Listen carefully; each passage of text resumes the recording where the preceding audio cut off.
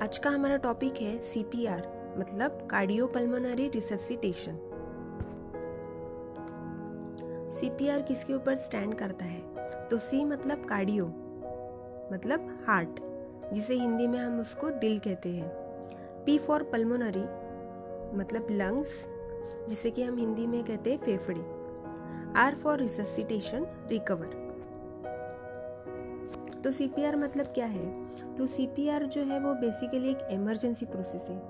ये प्रोसेस से हम लोग किसी का लाइफ को सेव भी कर सकते हैं, तो इसीलिए ये जो प्रोसीजर है बहुत ही इम्पॉर्टेंट है।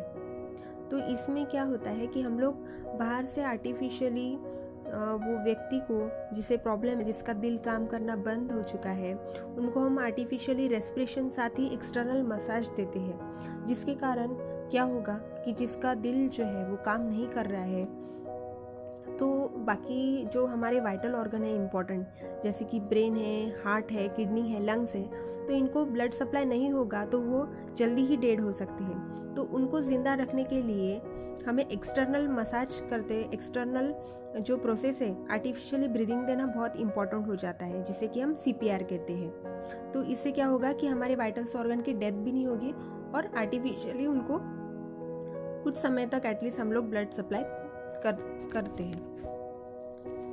तो इंडिकेशंस क्या है सीपीआर के? तो सीपीआर कब करना चाहिए? तो अगर कोई हमें व्यक्ति मिलता है जो हमें बिल्कुल भी रिस्पॉन्स नहीं कर रहा है, हम लोग उनको हाथ लगाकर जोर से आवाज दे रहे हैं, स्टिल अगर वो कुछ भी रिस्पॉन्स नहीं कर रहा है, उनके पल्स भी नहीं लग रहे हैं, साथ ही वो हम जो inhale and exhale continue respiration करते हैं ये भी प्रोसेस नहीं हो रहा है, सांस भी नहीं ले रहा है वो पेशेंट, तो ऐसे कंडीशन में हम लोग पेशेंट को सीपीआर कहते हैं। तो इसकी जो टेक्निक है किस तरीके से करना है, तो इसके मोस्ट इम्पॉर्टेंट 3 स्टेप है। पहला तो है चेस्ट कॉम्प्रेशन, सेकंड है एयरवे, थर्ड है ब्रीदिंग। तो सबसे पहले हमें क्या करना होता है कि जो व्यक्ति होता है जिसका दिल बिल्कुल भी काम नहीं कर रहा है, तो उन्हें एक ऐसे फ्लैट सरफेस पे हमको उनको रखना है और हमें अपने घुटने जो है पैर के उसके बल बैठ जाना है और हमारे दोनों जो हाथ है उसको एक के साथ लॉक करना है। लॉक करने के बाद हमारे शोल्डर और हमारे दोनों हाथ है उसको सीधा करके कंटिन्यू प्रेशर उनके हार्ट के ऊपर क्रिएट करना है। कम से कम वो प्रेशर करने के बाद 5 to 6 सेंटीमीटर वो डीप अंदर तक जाना चाहिए, पूरा कॉम्प्रेस्ड होना चाहिए। तो पहला आता है हमारा चेस्ट कॉम्प्रेशन, सेकंड है एयरवे। तो एयर प्रॉपर पास होना चाहिए, इसीलिए हमारे गर्दन की ओर से थोड़ा सा हम लोग जो गर्दन का पार्ट है उससे थोड़ा सा ऊपर करेंगे। और लास्ट में आता है breathing, mouth to mouth breathing. तो this is most important 3 steps. तो पहला स्टेप जो रहेगा, जब भी हमें कोई व्यक्ति कहीं पड़ा हुआ मिलेगा, अगर हमारे सामने अगर कोई गिर जाता है, तो हमें सबसे पहले इम्पॉर्टेंट है कि सेफ्टी, हमें खुद की भी सेफ्टी रखना इम्पॉर्टेंट होता है, साथ ही हमको हमारा जो पेशेंट है या फिर कोई व्यक्ति है उसे भी प्रिवेंट करना बहुत इम्पॉर्टेंट हो जाता है। तो अगर कोई कार्डियक अरेस्ट में गया है, अगर किसी का दिल काम नहीं कर रहा है, तो ऐसे समय हमें वो व्यक्ति को एक सेफ प्लेस पे लाना बहुत इम्पॉर्टेंट है, सो दैट अगर हम रोड साइड पे करेंगे तो और कोई हमें ट्रबल हो सकता है, कोई गाड़ी आके हमको ठोक सकती है, तो बेटर है कि हमको एक सेफ प्लेस पे रखना है। इससे क्या होगा, हम खुद भी सेफ रहेंगे, वो भी सेफ रहेंगे। तो पहला हमारा स्टेप है कि हमें एक सेफ प्लेस पर लेके जाना है। उसके बाद है कि जब उनको सेफ प्लेस पे लेके गए, फ्लैट सरफेस पे रखना है और फिर हमको उनके दोनों शोल्डर के ऊपर हमारे हाथ थपथपाना है और उनको बोलना है कि अंकल आप कैसे हो, अंकल आप ठीक हो, जोर से कहना है साथ ही, और थपथपाना है। साइमल्टेनियसली दोनों प्रोसेस होगा। अगर कोई लेडी है तो उनको कहेंगे आंटी आप कैसे हो, कैसे हो, तो जोर से आवाज देंगे। अगर वो फिर भी रिस्पॉन्स नहीं करता है तो तुरंत हमको हमारे 2 फिंगर से हमारी नेक की तरफ कैरोटिड आर्टरी होती है उसको पाल्पेट करना है। अगर वो हमें आर्टरी, कैरोटिड आर्टरी भी अगर पाल्पेट नहीं होती है, तो ऐसे कंडीशन में हमको बहुत जोर से शाउट करके हेल्प के लिए लोगों की मदद लगने वाली है, 4 to 5 पीपल लगने वाले हैं, तो हमें मदद के लिए चिल्लाना पड़ेगा। और जैसे वो आते हैं तो उनको हम कहेंगे कि एम्बुलेंस को कॉल लगाइए, उनको एम्बुलेंस को बुलाइए, 108 नंबर हमको दबाना होता है। अगर सपोज हमारे आजू बाजू कोई भी नहीं है तो ऐसे कंडीशन में हम खुद पहले कॉल करके एम्बुलेंस को बुलाएंगे, बाद में आगे की प्रोसेस करेंगे।